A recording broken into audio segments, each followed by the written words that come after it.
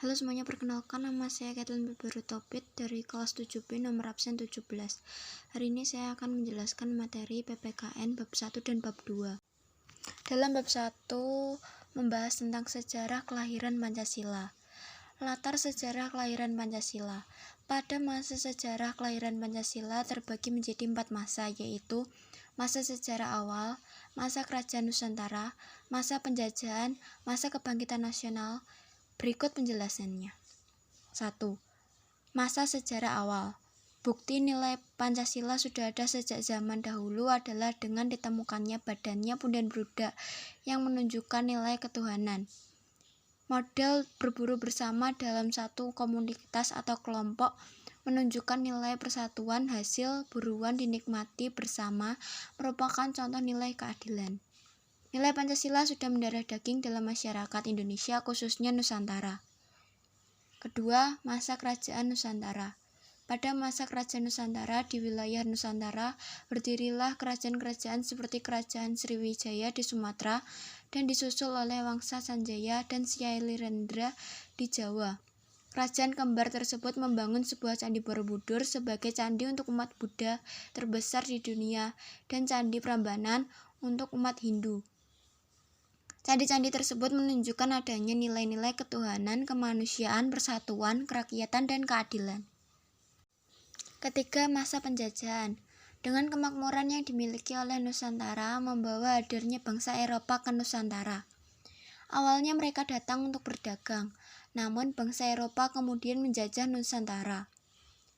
Penjajahan mengakibatkan rakyat dan bangsa kita menderita. Maka dari itu timbullah perlawanan oleh kaum bangsawan atau raja. Dengan nilai ketuhanan yang kuat, para pahlawan pun berjuang untuk menegakkan nilai kemanusiaan dan nilai persatuan. 4. Masa kebangkitan nasional. Memasuki abad ke-20, upaya melawan penjajah tidak lagi dengan perang, namun melalui gerakan politik. Budi Utomo memprakarsai Wahidin Sudirohusodo berdiri pada tanggal 20 Mei 1908.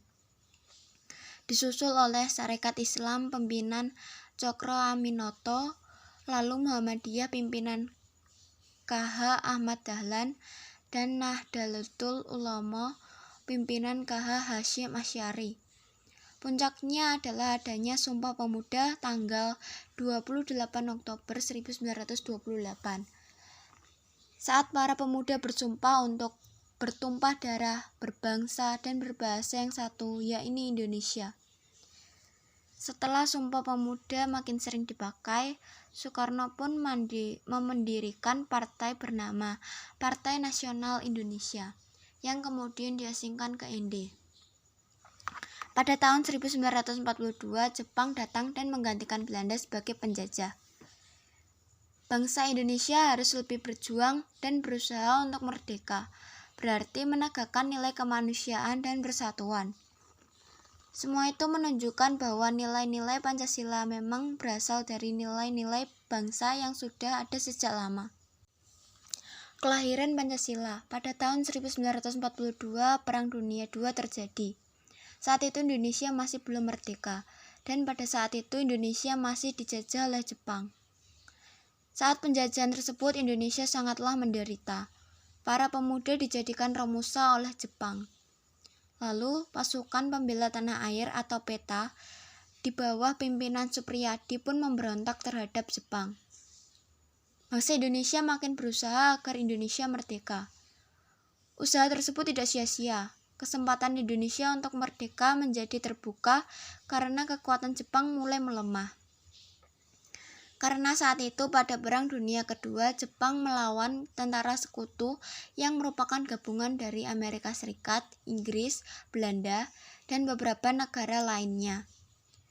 Pada tahun 1944, Jepang mulai terdesak dan Jepang kemudian berusaha untuk merangkul Indonesia untuk membantu dan terus mendukung Jepang. Lalu Jepang membentuk sebuah lembaga yang bernama Badan Penyelidik Usaha Persiapan Kemerdekaan Indonesia atau BPUPKI. Lembaga ini memiliki tugas yaitu untuk menyiapkan segala hal untuk Indonesia merdeka. Beberapa waktu kemudian lembaga inilah yang menjadi tempat kelahiran Pancasila. Merancang dasar negara.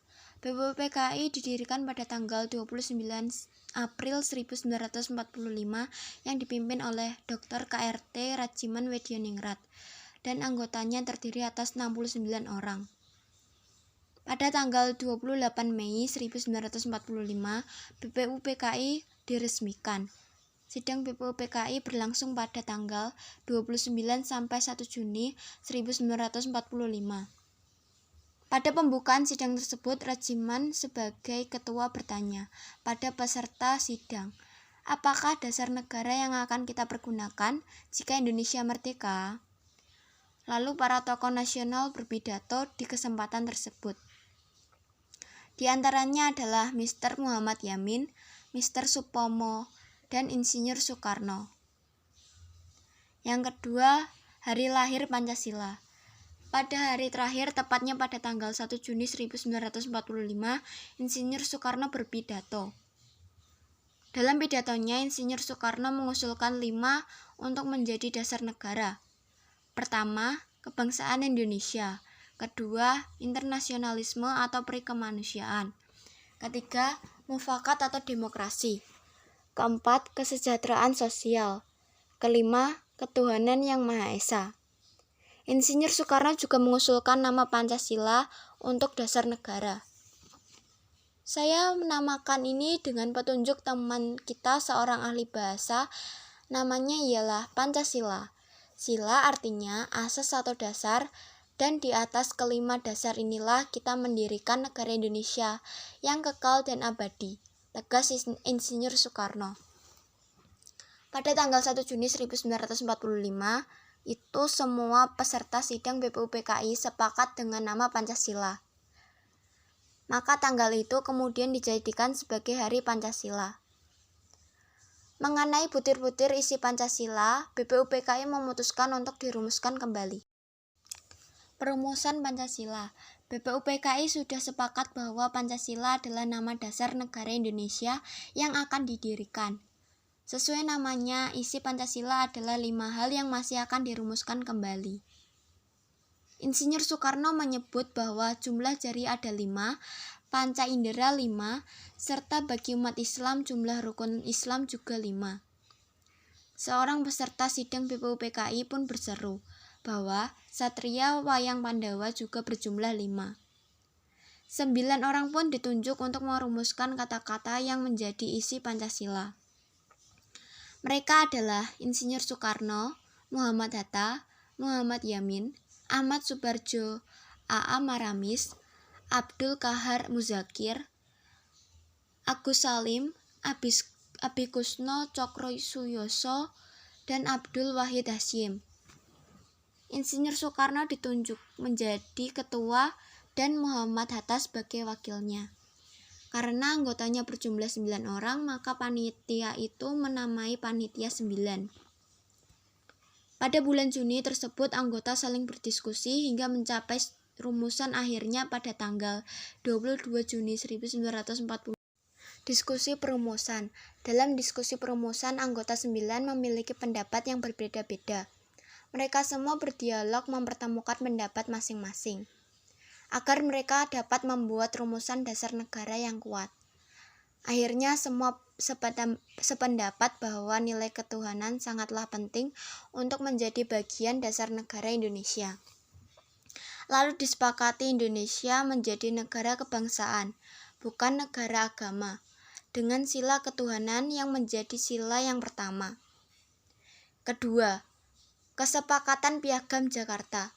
Pada tanggal 22 Juni 1945, musyawarah panitia 9 pun dilanjutkan hingga malam hari. Semua perlu menyepakati urutan dan rumusan 5 sila. Semula Insinyur Soekarno merumuskan sila kebangsaan, kemanusiaan, demokrasi, kesejahteraan, dan ketuhanan. Panitia 9 sepakat untuk mengubah urutan itu dan mengubah rumusannya. Ketuhanan dijadikan sila pertama, kemanusiaan tetap menjadi sila kedua, persatuan yang mencakup kebangsaan menjadi sila ketiga, musyawarah atau demokrasi menjadi sila keempat. keadilan atau kesejahteraan menjadi sila kelima. Selanjutnya, semua pun sepakat dengan rumusan Pancasila saat itu, yaitu ketuhanan dengan kewajiban menjalankan syariat Islam bagi pemeluk-pemeluknya, kemanusiaan yang adil dan beradab, persatuan Indonesia, kerakyatan yang dipimpin oleh hikmat kebijaksanaan dalam permusyawaratan atau perwakilan, keadilan sosial bagi seluruh rakyat Indonesia. Rumusan Pancasila tersebut dimasukkan ke dalam naskah Makadimah atau pembukaan dasar hukum tertulis negara. Muhammad Yamin memberi nama naskah itu Piagam Jakarta atau Jakarta Charter. Rancangan dasar negara berhasil diselesaikan di Rumah Insinyur Soekarno di Jakarta. Bangsa Indonesia kini punya fondasi yang kuat untuk mendirikan sebuah negara. Penetapan Pancasila. Pondasi atau dasar negara sudah selesai dirancang oleh Panitia 9. Masih perlu didiskusikan lagi sebagai dasar negara Indonesia secara resmi. Untuk membahasnya, BPUPKI mengadakan sidang kedua pada tanggal 10-14 Juli 1945 di Pejambon, Jakarta. Sidang kali ini membahas rancangan dasar hukum tertulis yang hasilnya akan dijadikan Undang-Undang Dasar Negara Indonesia yang hendak didirikan. Naskah Piagam Jakarta yang telah disusun akan dijadikan sebagai bagian pembukaan dari dasar hukum tertulis tersebut dan rumusan Pancasila terdapat di dalam pembukaan tersebut. Setelah bersidang, seluruh anggota BPUPKI setuju terhadap naskah pembukaan rancangan dasar hukum tertulis tersebut. Dengan demikian, mereka pun setuju terhadap urutan serta rumusan 5 sila Pancasila yang ada di dalamnya. Seluruh isi rancangan dasar hukum tertulis juga sudah disepakati. Selesai sudahlah perumusan pondasi, tinggal mendirikan negaranya. Karena tugasnya sudah berakhir, BPUPKI pun dibubarkan. Tiba waktunya bagi para pemimpin bangsa untuk memikirkan bagaimana cara mendirikan negara. Saat itu kekuatan Jepang mulai melemah. Apalagi setelah pasukan sekutu membom kota Hiroshima dengan bom atom pada tanggal 6 Agustus 1945. 1. Pancasila dan Proklamasi Kemerdekaan. Jepang memaksa 3 tokoh nasional untuk berunding di Vietnam. Pada tanggal 8 Agustus 1945, Insinyur Soekarno, Muhammad Hatta, dan Dr. KRT Rajiman Wedioningrat diterbangkan ke kota Saigon, yang sekarang bernama Kota Ho Chi Minh, dengan singgah lebih dulu di Singapura. Saat dalam perjalanan, pasukan Amerika Serikat sekali lagi membom atom Jepang yakni di kota Nagasaki pada tanggal 9 Agustus 1945. Ketiga tokoh nasional tersebut terus menuju Vietnam untuk berunding dengan Jepang. Saat itulah Jenderal Jepang seolah menjanjikan mendukung Indonesia untuk merdeka.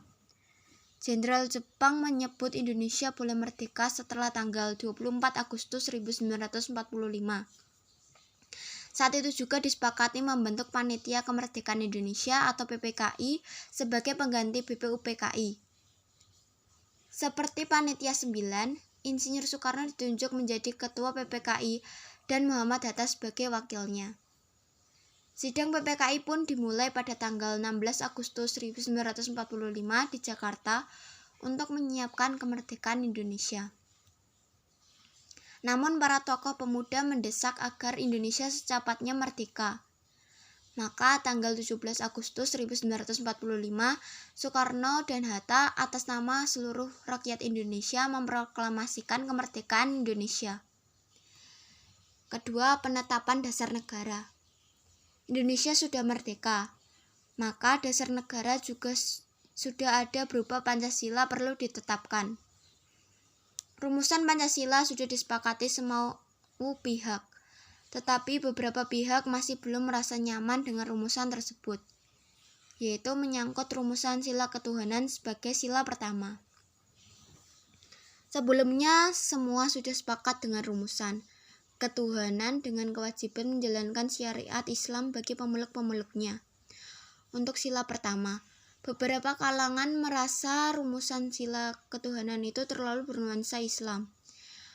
Melalui para tokoh yang mewakilinya, mereka menghubungi Muhammad Hatta agar rumusan tersebut diubah.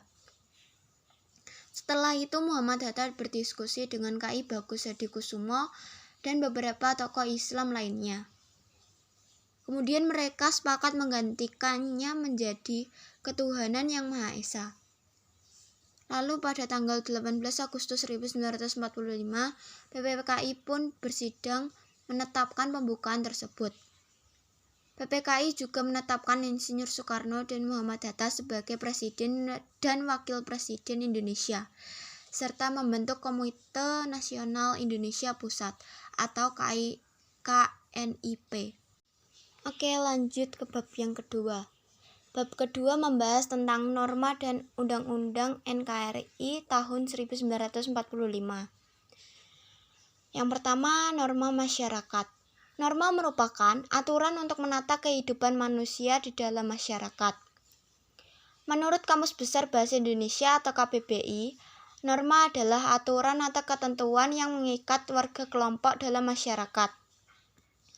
Karena bersifat mengikat, maka norma harus dipatuhi oleh semua orang di dalam masyarakat tersebut.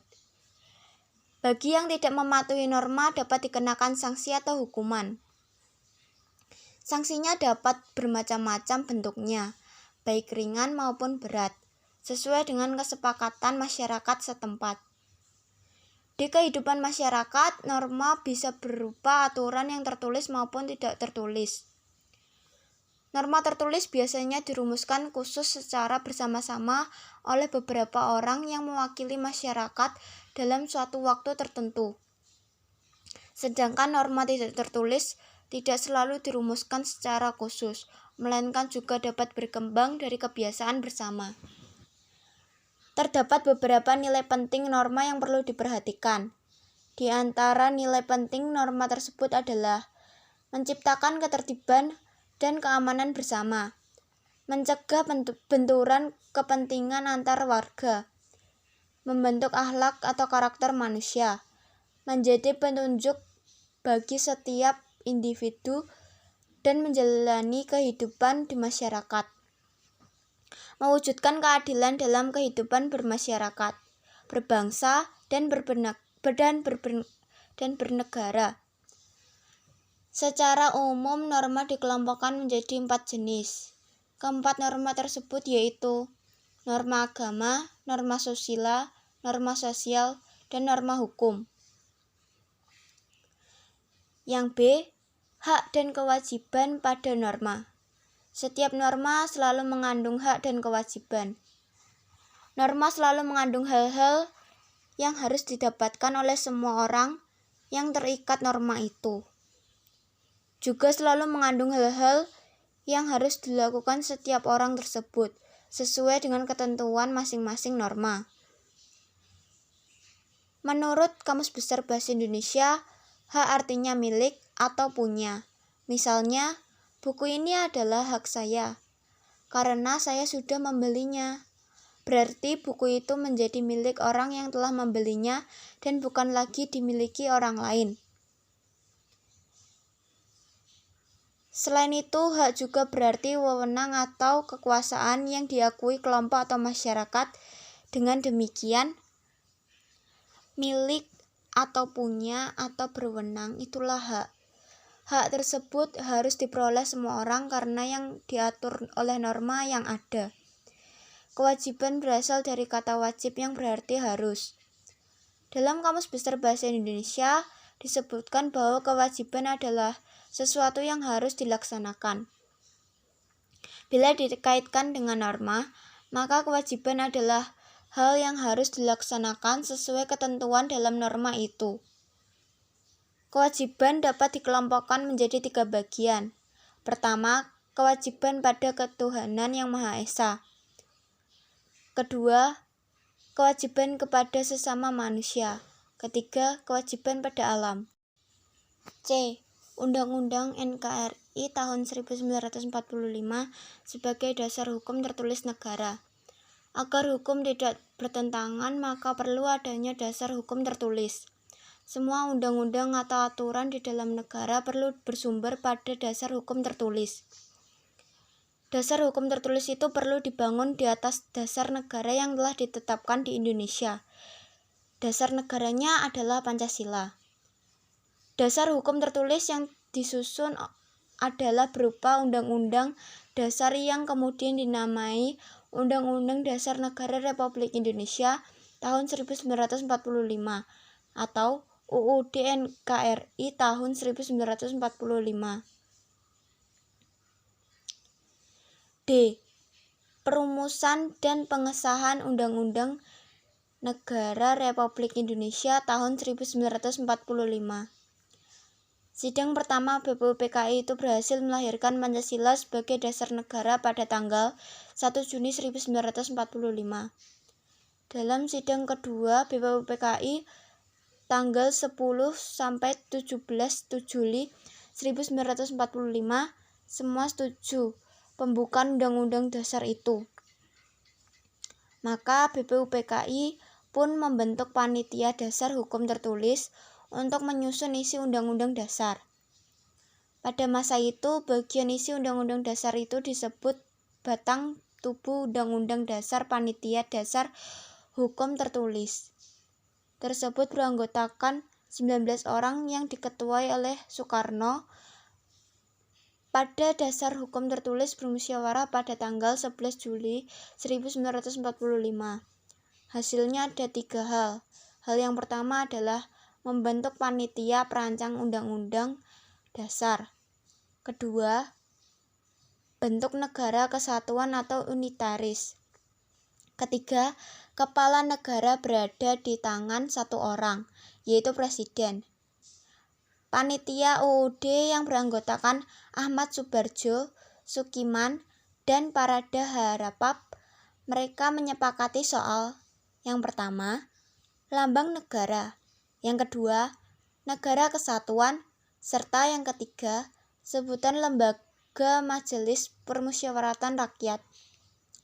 BPUPKI lalu bersidang menetapkan 3 hal. Yang pertama, pernyataan tentang Indonesia Merdeka. Kedua, pembukaan dasar hukum tertulis. Ketiga, batang tubuh dasar hukum tertulis yang kemudian dinamakan sebagai Undang-Undang Dasar. Rancangan Undang-Undang Dasar tersebut berisi antara lain, yang pertama, wilayah negara Indonesia yang mencakup seluruh bekas wilayah Hindia Belanda dan pulau-pulau di sekitarnya. Kedua, bentuk negara Indonesia adalah negara kesatuan. Yang ketiga, bentuk pemerintahan Indonesia adalah republik. Yang keempat, bendera nasional adalah sangsaka merah putih. Yang kelima, bahasa nasional Indonesia adalah bahasa Indonesia. Amandemen Undang-Undang NRI tahun 1945. Perubahan undang-undang juga disebut sebagai amandemen di Indonesia. Perubahan atau amandemen undang-undang juga telah dilakukan, termasuk perubahan Undang-Undang Negara Republik Indonesia tahun 1945. Perubahan tersebut dilakukan dan tahun 1999 hingga tahun 2002. Amandemen Undang-Undang Negara Republik Indonesia tahun 1945 dilakukan 4 kali perubahan. Perubahan yang pertama dilakukan melalui sidang MPR pada tanggal 14 sampai 19 Oktober 1999. Terdapat 9 pasal yang diubah pada dalam amandemen ini. Perubahan kedua adalah melalui sidang pada tanggal 1 sampai 18 Agustus tahun 2000 untuk mengubah 25 pasal pada 5 bab. Selanjutnya adalah amandemen ketiga yang mengubah 22 pasal. Hal ini dilakukan melalui sidang MPR pada tanggal 1 sampai 9 November 2001. Amandemen keempat adalah melalui sidang MPR pada tanggal 1 sampai 10 Agustus 2002 dengan mengubah 13 pasal. Semua perubahan itu dilakukan dengan tetap menggunakan Pancasila sebagai dasarnya. Sekian dari saya, semoga dapat bermanfaat. Mohon maaf bila ada salah kata. Sekian dari saya, terima kasih.